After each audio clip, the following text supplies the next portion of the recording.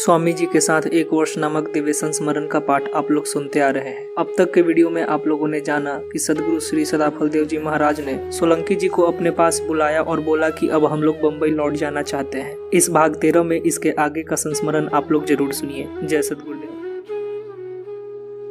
छठे दिन जब हम लोग बम्बई के लिए प्रस्थान किए तो वांसदा नगर से वांसदा स्टेशन तक पूर्वापेक्षा अधिक जन समुदाय स्वामी जी के दर्शनार्थ खड़ा मिला। वांसदा से स्वामी जी खुली जीप में जा रहे थे, इसलिए उनका दर्शन सबको सुलभ होता जा रहा था। मकान की छतों पर खड़ी महिलाएं और छोटे छोटे बच्चे भी खुली जीप पर स्वामी जी के बैठने के कारण जी भर दर्शन किए। उनके पुष्पार्पण से जीप लगभग पूरी तरह फूलों से भर गई। रास्ते में भी पहले से अधिक भीड़ थी। दूर दूर से गांवों के लोग स्वामी जी के दर्शनार्थ पहुंचे थे।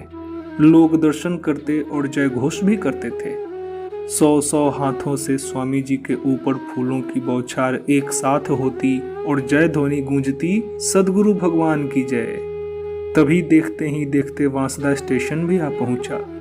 स्वामी जी और सोलंकी जी सहित 4 प्रथम श्रेणी के टिकट लिए गए। जब गाड़ी स्टेशन पर आकर लगी, उस समय भी स्टेशन पर काफी भीड़ थी स्वामी जी के गाड़ी में बैठाने वालों की।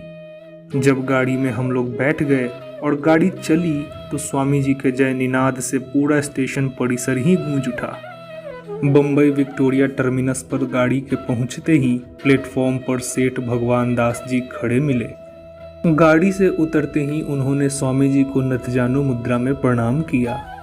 स्टेशन से बाहर उनकी गाड़ी खड़ी थी। वे स्वयं गाड़ी चलाकर लाए थे। हम चारों के गाड़ी में बैठते ही वे उसे चलाते हुए 40 नंबर पेडर रोड पर मुड़कर अपने मकान पर आ गए। हम लोगों का विश्राम कक्ष पूर्ववत सुसज्जित था। सांझ हो गई थी। उनके पुष्प कानन में स्थित एक पीत चंपक वृक्ष के नीचे स्वामी जी की मुद्रा बंधादि क्रिया करने के लिए एक मोटी और लंबी चौड़ी दड़ी पर एक छोटा सा महीन तथा हल्का नील वर्णी गलीचा बिछा दिया गया। वहीं पर हम सब के लिए एक एक गिलास संतरा का जूस आया। स्वामी जी जूस पीने के बाद अपनी यौगिक स्वास्थ्यवर्धक क्रियाओं को करने में लग गए।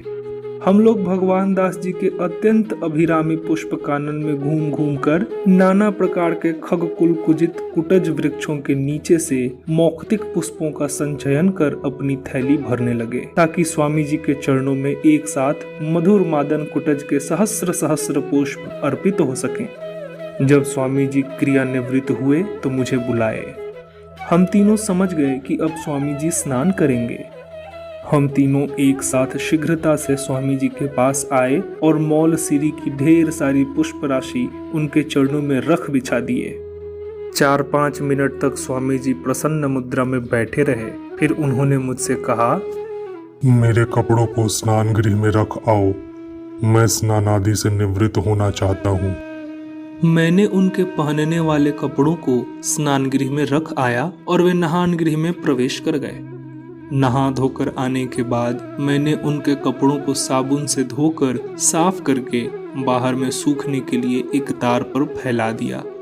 स्वामी जी अपने विश्राम कक्ष में आकर मलय काष्ठ निर्मित अपने पलंग पर बैठकर श्री शार्दुल सिंह सोलंकी से पूना और पंचवटी में जाने पर वहां रहने ठहरने की व्यवस्था के विषय में बात करने लगे। उसी समय श्री भगवान दास जी भी आ गए। उन्होंने कहा, पूना में मेरे एक महाराष्ट्रियन मित्र हैं। उनको मैं एक पत्र आज ही डाक द्वारा भेज देता हूँ। आपके जाने के समय उन्हें फोन भी कर दूंगा और आपको भी उनके नाम से एक पत्र लिखकर दे दूंगा। पत्र में उनका पूरा नाम पता भी दे दूंगा।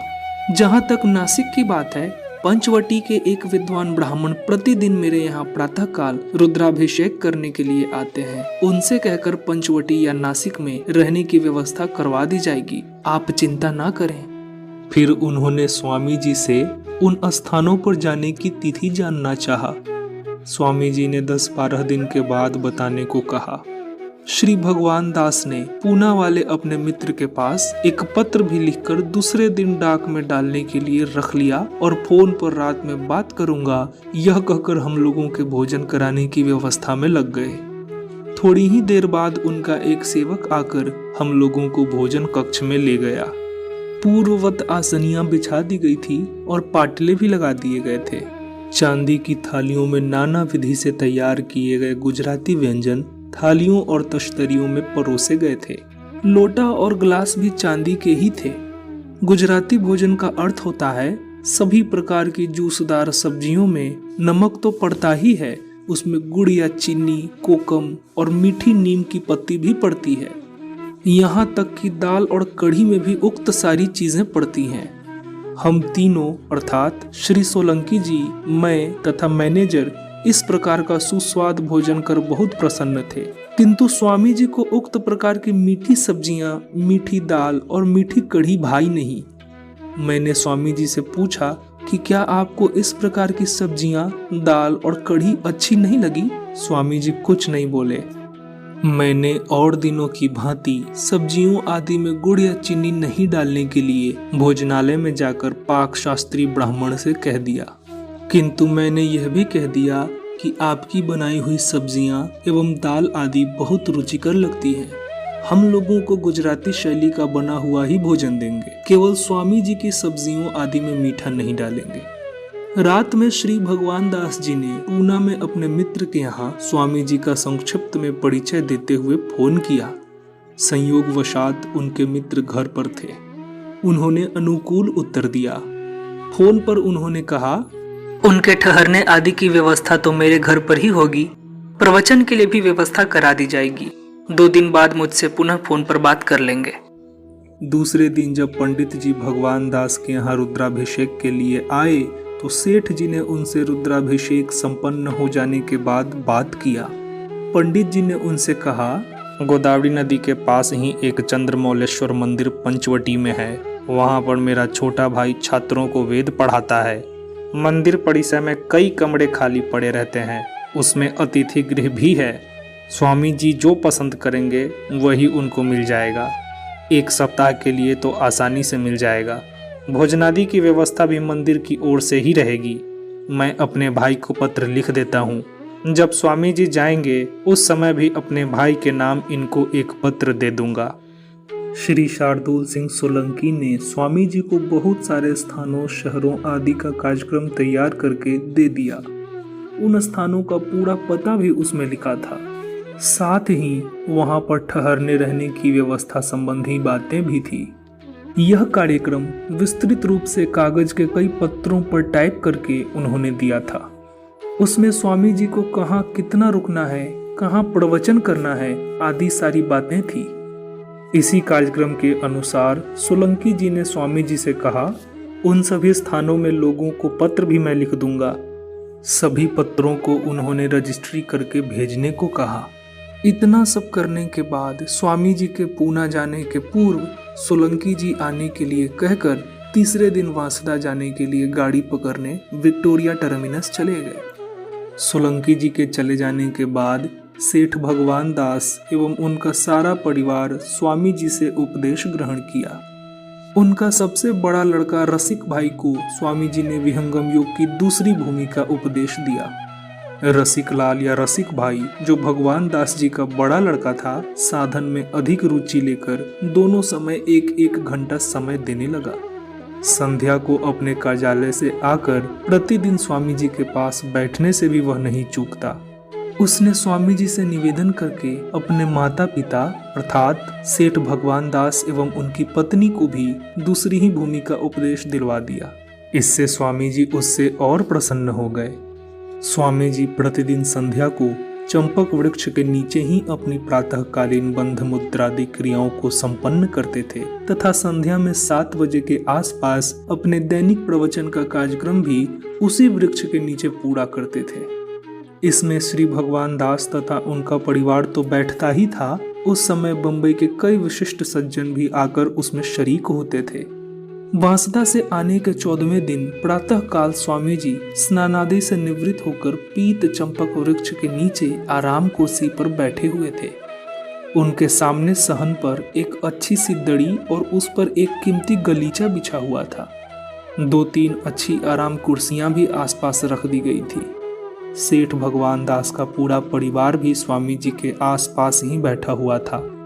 इसी समय 2 अम्बेसडर गाड़ियां आकर रुकी। एक गाड़ी में से महाराज वांसदा तथा सोलंकी जी उतरे तथा दूसरी गाड़ी से बंबई शहर के 3-4 महाराज के मित्रगण थे। वे लोग सीधे स्वामी जी के पास आकर खड़े हो गए। स्वामी जी भी महाराज वांसदा को पहचान गए और खड़े हो गए। महाराज वांसदा ने करबद्ध होकर स्वामी जी को प्रणाम किया तथा स्वामी जी को अपनी कुर्सी पर बैठने का आग्रह करने लगे। स्वामी जी ने भी उन्हें कुर्सी पर बैठने का आग्रह किया, किंतु महाराज नहीं बैठे। उन्होंने स्वामी जी का हाथ पकड़कर निवेदन पूर्वक कुर्सी पर बिठाया। वे स्वयं अपने मित्रों के साथ नीचे गलीचा पर बैठ गए। उनके बैठते ही सभी लोग गलीचा के आसपास दरी पर बैठ गए। सेठ भगवान दास जी ने जल्दी से फ्रिज से निकलवा कर चांदी के गिलास में मौसम्बी का जूस मंगवाया। महाराज वांसदा के अतिरिक्त सभी लोगों ने जूस पिया, किंतु अंत में स्वामी जी के आग्रह पर उन्होंने भी थोड़ा सा जूस पीकर गिलास रख दिया। इसी समय एक अत्यंत विस्मयकारी घटना का दृश्य उपस्थित हो गया। स्वामी जी जिस चंपक वृक्ष के नीचे बैठते थे, उसी वृक्ष से 15-20 चंपा के ताजे फूल स्वामी जी के चरणों पर गिरे। 2-4 उनके सिर के ऊपर और गोद में भी गिरे। पीला चंपा का फूल बड़ा तीक्ष्ण सुगंध वाला होता है, सो वहां के वातावरण में उसके तीक्ष्ण किंतु मादक सुगंध चारों ओर फैल गई। जबकि सारे पुष्प बेमौसम चंपक वृक्ष से गिरे थे। उस मौसम में चंपा का फूल नहीं खिलता। सेठ भगवान दास प्रसन्नता के अतिरेक में स्वामी जी के चरण, गोद एवं सिर पर गिरे फूलों को चुनकर उपस्थित सभी लोगों में बांटा। फूल ताजे ही थे, अभी अपनी तीक्ष्ण सुगंध से वात देवता को सुगंधित बना रहे थे। सेठ भगवान दास ने अपनी प्रसन्नता की अतिरेकता में कहा, आज से लगभग 15 वर्ष पूर्व मैंने चंपा के इस वृक्ष को एक छोटा पौधा के रूप में यहाँ लगाया था, किंतु यह बंझा हो गया और आज के पूर्व इसमें कभी भी फूल नहीं लगे। परंतु आज तो यह अनहोनी और बड़ी विस्मयकारी घटना हो गई कि इस वृक्ष में बिना मौसम के ही फूल खिल गए। लगता है यह सब इन महान एवं दिव्य देव पुरुष स्वामी जी की कृपा से ही संभव हो सका है। तभी रसिक भाई और परिवार के सभी सदस्यों ने चंपक वृक्ष के ऊपरी भाग की ओर देखकर कहा, बापू जरा ऊपर तो देखिए, डालियों और फुलगियों में अभी भी अनेक फूल लगे हुए हैं। महाराज वांसदा सहित सभी लोगों ने नतजानू होकर स्वामी जी को प्रणाम किया तथा उनका गुणगान करने लगे। श्री सोलंकी जी तो भाव अतिरेकता में सुबक सुबक कर रोने भी लगे। श्री भगवान दास जी ने स्वामी जी से पूछा, भगवान यह कैसे संभव हुआ? स्वामी जी ने कहा, जिस स्थान पर ब्रह्म विद्या एवं ब्रह्म की चर्चा होती है, वहाँ पर वातावरण पवित्र और शुद्ध हो जाता है। वहाँ पर आध्यात्मिक शक्ति कार्य करने लगती है और सारी बाधाएं, विघ्न एवं प्रतिकूलताएं समाप्त हो जाती हैं। प्रकृति अनुकूल हो जाती है। सारी वनस्पतियां और औषधियां अनुकूल होकर अनुकूल फल देने लगती हैं। इस स्थान पर चंपक वृक्ष के नीचे मैं प्रतिदिन आध्यात्मिक प्रवचन करता हूँ, इसलिए यहाँ का संपूर्ण वातावरण शुद्ध हो गया, प्रकृति अनुकूल हो गई, तो आपका यह चंपक वृक्ष बंझा कैसे रह सकता है? सेठ भगवान दास ने इस खुशी में सबको तस्तरी में सूखा मेवा लाकर दिया और निवेदन किया, आज के इस खुशी में आप सभी इसी का संध्या अल्पाहार करें। उन्होंने महाराज वांसदा की ओर कातर दृष्टि से देखा और आग्रह किया। महाराज ने तस्तरी से 2-4 दाने उठाकर मुंह में रख लिया और बोले, अब तो आपको संतोष है ना? महाराज वांसदा को देर हो रही थी। उन्होंने स्वामी जी से रजा मांगी और चले गए। श्री शार्दुल सिंह सोलंकी पेडर रोड तक महाराज को छोड़कर वापस आ गए। इस विस्मयकारी घटना के तीसरे दिन हम तीनों को सोलंकी जी और श्री भगवान दास पूना जाने के क्रम में विक्टोरिया टर्मिनस छोड़ने गए। स्टेशन पर जाने के बाद श्री भगवान दास जी को स्मरण हो आया कि उन्होंने तो अपने पंडित जी से नासिक और पंचवटी में ठहरने के लिए उसके भाई का पता और पत्र स्वामी जी को दिया ही नहीं है। स्वामी जी से जब उन्होंने इस संबंध में बताया तो स्वामी जी मुस्कुराते हुए बोले, कल शाम को ही आपका बड़ा लड़का मुझे आपके पंडित जी के भाई का पता और पत्र दोनों दे गया। आप चिंता ना करें। जब पूना के लिए गाड़ी प्लेटफॉर्म पर आकर लग गई तो हम तीनों प्रथम श्रेणी के डब्बा में आकर बैठ गए। भगवान दास और सोलंकी जी ने स्वामी जी को नतजानू होकर प्रणाम किया और गाड़ी के प्रस्थान करते ही धीरे से प्लेटफॉर्म पर नीचे उतर गए। हम लोगों के साथ में भगवान दास जी ने एक टोकरी संतरा दे दिया था। रास्ते में स्वामी जी को 3-4 ग्लास संतरे का रस निकाल कर दिया। हम लोगों ने भी खूब संतरा खाया। हम ही लोगों के साथ उस डब्बे में एक अंग्रेज दंपति भी बैठा था। 14-15 संतरे उनको भी विशेष आग्रह करके हम लोगों ने दे दिया। पूना स्टेशन पर जब हम लोग उतरे तो अंग्रेज दंपति ने स्वामी जी और हम लोगों से हाथ मिलाया तथा कई बार धन्यवाद शब्द का प्रयोग करते हुए स्टेशन से बाहर हो गए। इसी समय एक सज्जन आकर हम लोगों को पूछने लगे, क्या बम्बई से सेठ भगवान दास के यहाँ से आप ही लोग आ रहे हैं? उन्होंने कल रात में ही फोन से मुझे सूचना दिया था। मैनेजर उनसे कह दिया, हाँ, हम लोगों के विषय में ही उन्होंने आपको फोन किया था।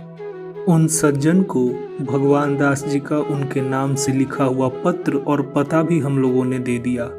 वे हम लोगों को लेकर अपने घर गए और हाथ मुंह धुलवा कर तुरंत भोजन पर बिठा दिए।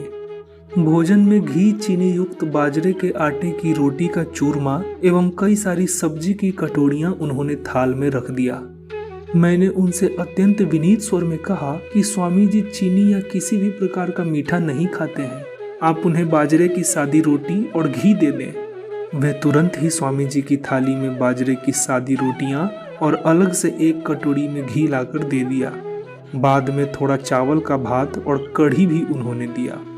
भोजनोपरांत हम लोग उनके घर के एक कक्ष में विश्रामार्थ चले गए।